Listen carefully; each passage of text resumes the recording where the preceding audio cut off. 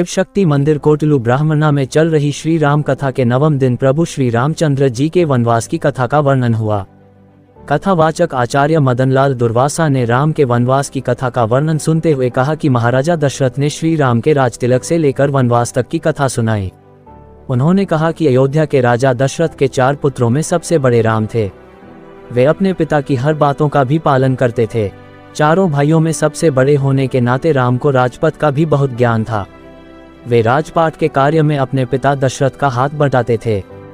जैसे जैसे प्रभु राम बड़े हुए तो दशरथ के मन में एक ही बात थी कि मैं अपने जीते जी राम को अयोध्या का राजा बनाकर राजतिलक कर दूं। राजा दशरथ ने अपने राज्य में युवराज राम को अपना उत्तराधिकारी घोषित कर दिया। पूरी अयोध्या नगरी प्रभु श्री राम के राजतिलक को उतावली थी। इसी बीच मंथरा ने माता कैकेयी को राजा दशरथ से अपने लिए वरदान मांगने की याद दिलाई। कैकेयी ने राजा दशरथ से श्री राम को वनवास भेजना व अपने बेटे भरत के लिए राजा बनाने की बात कही।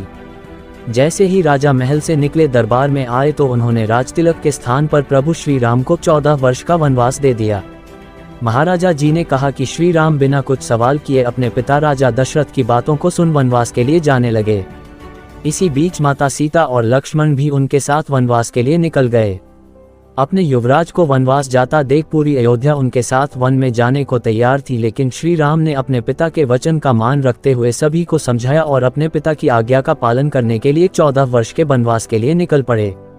स्वामी ने कहा कि आज के युवाओं को भी प्रभु श्री राम की कथा से प्रेरणा लेते हुए माता पिता की आज्ञा का पालन करने का संकल्प लेना चाहिए। उन्होंने कहा कि कलयुग के बच्चे माता पिता की बातों को सुनना तो दूर उन्हें ही वनवास भेज रहे हैं। उन्होंने सभी युवाओं से अपने माता पिता का सम्मान करने की बात कही। इस दौरान संगीत में भजन की प्रस्तुति के माध्यम से भी कथा का वर्णन किया गया। इस अवसर पर मंदिर कमेटी प्रधान लाला मनोहर लाल महाजन, पवन कुमार शर्मा, प्रेमलाल, अमरनाथ भारद्वाज, हरिपाल शर्मा, सुभाष ठाकुर, विद्यासागर, रामचंद्र, रामदास गौतम सहित समस्त कमेटी सदस्य मौजूद रहे। किया मेरे भाई बहन, यादों के सहारे धीरे धीरे और बाद में यादें भी भूल जाती है।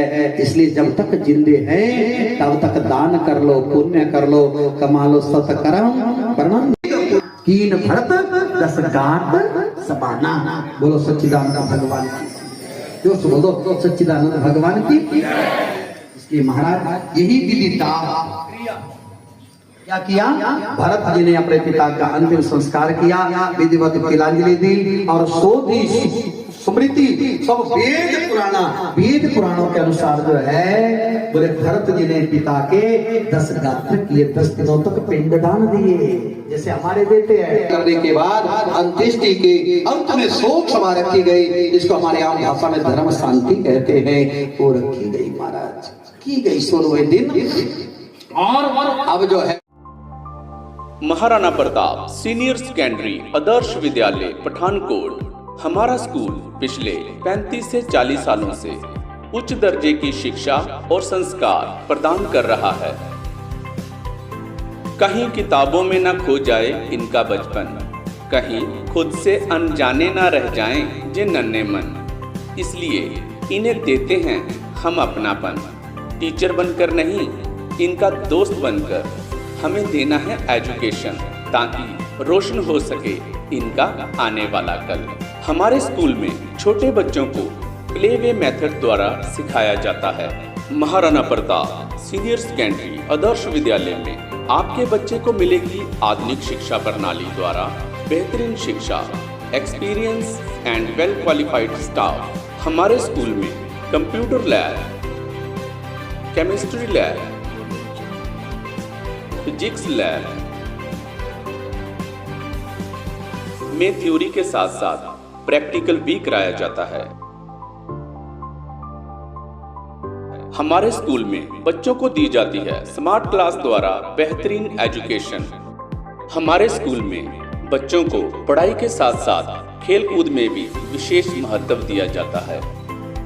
हमारे स्कूल में बच्चों की सिक्योरिटी के लिए सीसीटीवी की सुविधा भी उपलब्ध है और इसके साथ साथ ट्रांसपोर्ट की सुविधा भी उपलब्ध है।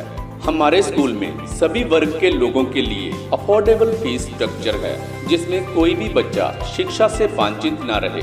तो आज ही सभी क्लासों की एडमिशन के लिए संपर्क करें Maharana Pratap senior secondary Adarsh Vidyalaya near civil hospital Pathankot.